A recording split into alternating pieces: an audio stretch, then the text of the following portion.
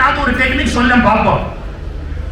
தீய எண்ணத்தை எப்படி அழிக்கிறது, தப்பான எண்ணம் வருது, அந்த தீய எண்ணம் வராம இருக்கிறதுக்கு இல்ல வந்துட்டாக எடுத்து போடுறதுக்கு என்ன இன்ஸ்ட்ருமெண்ட் அவைலபிள்? இப்ப பாருங்களேன், ஒரு இடத்துல வந்து தப்பா அரிசியில கல் இருக்குது பாருங்க, கையை வச்சு அப்படி பொறுக்கி வெளியே எடுத்து போடலாம். சில அரிசியில திருவண்ணாமலையே இருக்குது, அப்படி எடுத்து தூக்கி அந்தாண்ட போட்டுடலாம். ஏதோ ஒரு கிடிக்கி இருக்குது, அந்த கிடிக்கில ஒரு சின்ன தலைமுடி கிடக்குன்னு வச்சுங்க, அந்த கிடிக்கியை யூஸ் பண்ணி அந்த தலைமுடி அப்படி எடுத்து அப்படி தூக்கி வெளியே போடலாம். எங்க உங்களுக்குள்ள இருக்கிற கெட்ட எண்ணத்தை எதை வச்சு பிடிச்சி எப்படி தூக்கி வெளியே போடுவேன்னு சொல்லுங்க. கெட்ட எண்ணமே இல்லாத இந்த உலகத்தில் இருக்கிறான்னு நினைக்கிறீங்களா?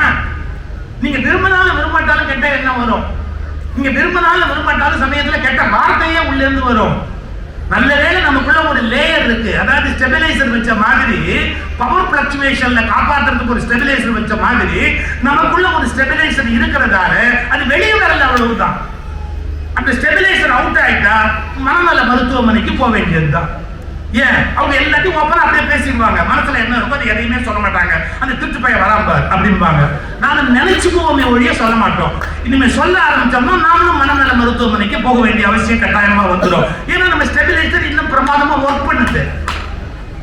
அதாவது என்ன நினைக்கிறோமோ அதை சொல்லாதபடியே தடுக்கிறதுக்கு நமக்குள்ள ஒரு வலிமையான ஒரு இன்ஸ்ட்ருமெண்ட் காத்துக்கிட்டு இருக்குது.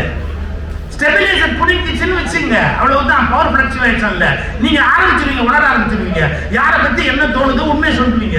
நான் ஏதோ ஒரு படத்துல சுப்பையா சொல்றாரு, ஒரு வார்த்தை சொல்லிக்கிட்டுமா, ஒரு வார்த்தை சொல்லிக்கிட்டுமா, ஒரு வார்த்தை சொல்லிக்கிட்டுமா அப்படிங்கிற. அப்படி எல்லா மனசுல இருந்தோம் நல்லதோ கெட்டதோ உள்ள என்ன வருதோ வெளியே வந்து பாத்துக்கிட்டே இருக்கும், நிறுத்த முடியாது. இப்ப சொல்லிட்டு போறேன், உங்க மனசுல கெட்ட எண்ணம் இருந்ததுன்னா அதை எடுத்து போடுறதுக்கு நான் டெக்னிக் சொல்லி தரேன்னு எந்த சாமியார் சொன்னாலும் இல்ல எந்த குருமார் சொன்னாலும் எந்த பெரிய மனுஷன் சொன்னாலும் இம்பாசிபிள் எழுதி வச்சுங்க. அப்ப அது என்னதான் பண்றது? அப்ப கெட்ட எண்ணத்தை நம்ம ஏதாவது வேற ஏதாவது பண்ண முடியாதா? அது உள்ளதான் இருக்குமா? இல்ல, ஒரே ஒரு வழிதான் இருக்குது, ஒரே ஒரு வழிதான்.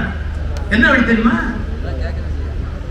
ஏகப்பட்ட நல்ல எண்ணங்களை நீங்களா வளர்த்துக்கிட்டீங்கன்னா உள்ள இருந்தாலும் வளர முடியாதபடி அது நசுங்கி போகுமே ஒழிய அதனால அழிய முடியாது.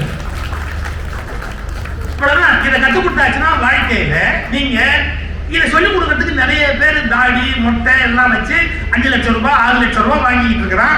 நான் இப்ப கொடுக்க போற 10,000மோ 15,000மோ புத்தக கண்காட்சியில வாங்கிட்டு இதை போய் சொல்லிட்டு போறேன்.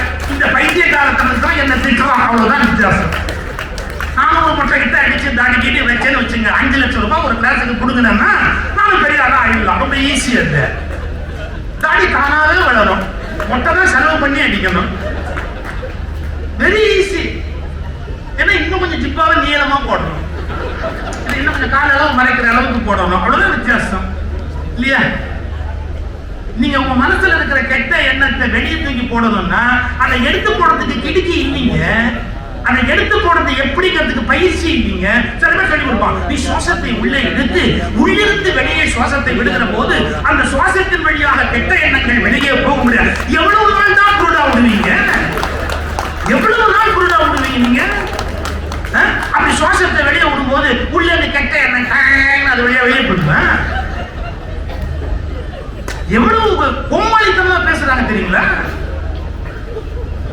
இன்னைக்கு சொல்றேன் பாருங்க, உங்க மனசுல இருக்கிற கெட்ட எண்ணத்தை எடுத்து போட முடியாது, அது அப்படியே இருக்கும்.